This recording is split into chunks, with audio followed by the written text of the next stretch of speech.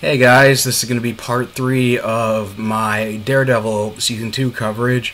This video I'm going to be going over episodes 4 through 6. So at this point, there's this Irish mobster whose name is Finn, his son was one of the victims of the shooting from the season premiere, and now he puts out a hit on Frank Castle, and he eventually ambushes him, like, waiting at a carousel, and Punisher tries to get the upper hand, but they end up tasing him and tying him to a chair down in some basement somewhere, and just basically just beating the crap out of him. They put a power drill through his foot, and basically the Irish mobster wants to get his money back that Castle stole from the gang.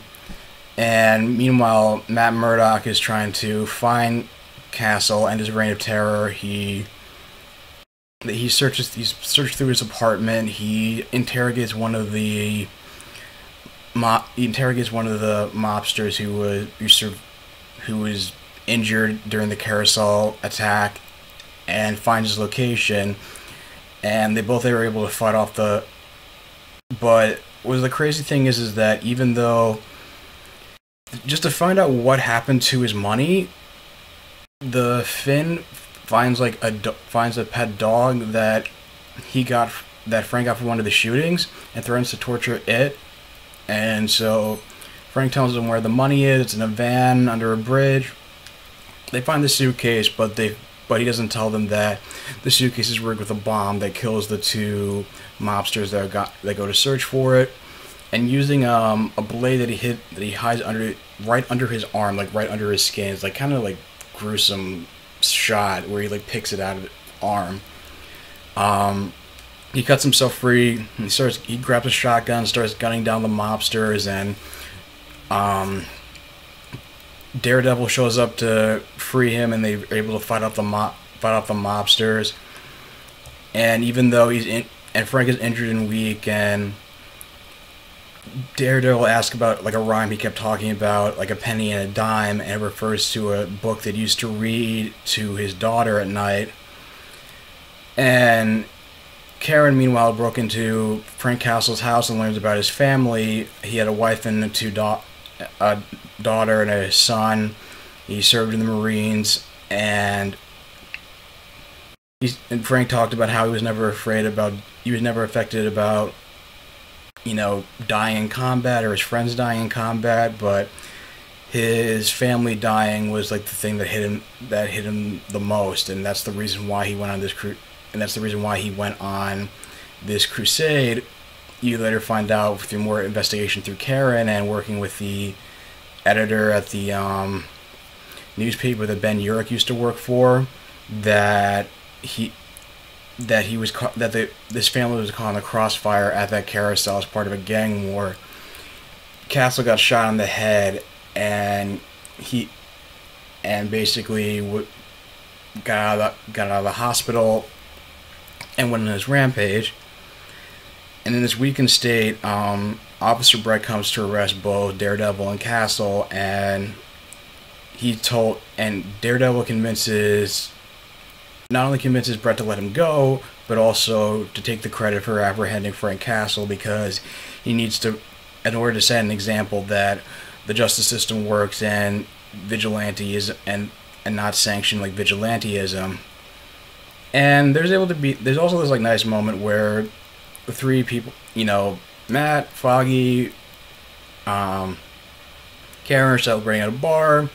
Matt and Karen have their first kiss in the rain, and then, of course, Matt goes home and finds Elektra broke into his apartment, and they go into this like flashback about how Elektra seduced him, and how they used to like break into like fancy people's homes, or break into his dad's old boxing ring, and basically to spar and have sex, and even to the point where Matt opened up to Elektra about who killed his father, and the house they break into during the college days is in which turns out belongs to his father's killer. His name is Roscoe, and they tie him to a chair. They both she convinces Matt to torture him or just like pummel on him, and then when Elektra convinces him to try just to kill him and get his vengeance, he refuses and ends the relationship then and there.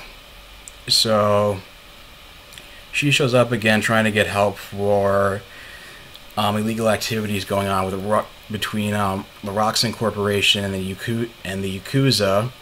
And it turns out that the Yakuza never left New York. They just went underground and waited for Daredevil to take out the Kingpin and all the other mobsters. And now they're coming back to power. And Elektra convinces him just to attend this fancy gala undercover, hosted by Roxxon, to figure out more about their illegal activities and their connections to the Yakuza. They find a book. They're able to find something like coded related to like sex trafficking and whatnot. And it turns out that the guy they stole the key card from to gain access to the book, he was like an associate of the Yakuza boss, the people who surrounded him that were protecting him, they both get shot. They were tying like barbed like wires around their fingers, knowing they were going to get amputated. And he says he swore he would never betray the Yakuza, and the mob boss just says, "Who says I'm with the Yakuza?" Foreshadowing that they're with the Hand.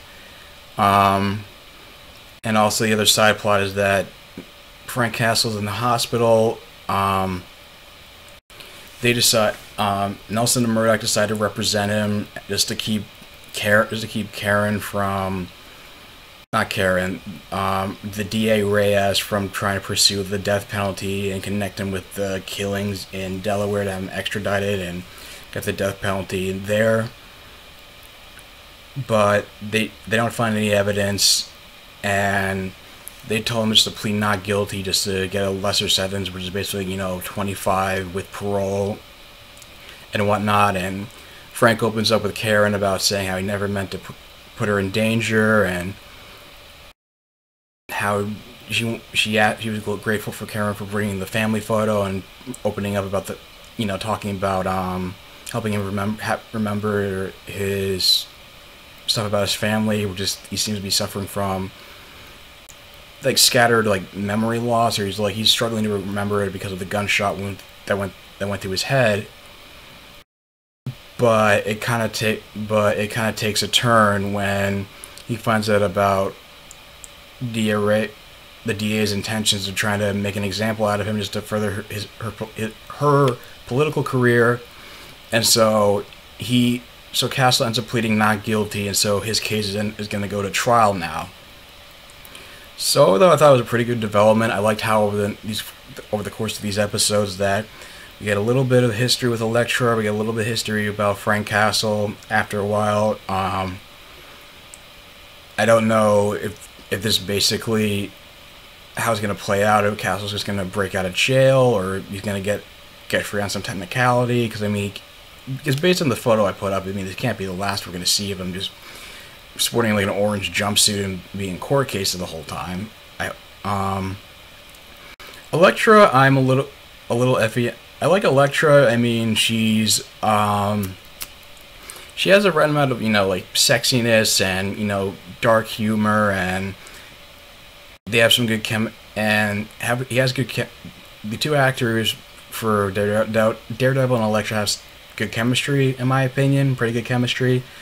They haven't really delved into her backstory yet. She just seems a little bit more like immoral and sociopathic, and I don't know if they're gonna go into her backstory about how her father's death drove her to take on this persona. It remains to be seen, so I'm reserving judgment. But what do you guys think of these episodes 4 through 6? Leave your thoughts in the comments down below. If you like this video, like, share, and subscribe. I will talk to you guys soon. I'm going to try to knock out a couple more episodes tonight. I'm also going to be doing a review for Once Upon a Time. Since The Flash isn't on this week, I'll have time to work on that video. And of course, Arrow, Legends of Tomorrow, and God willing, maybe, just maybe, some movie news. So stay tuned, and I'll talk to you guys soon. Take care.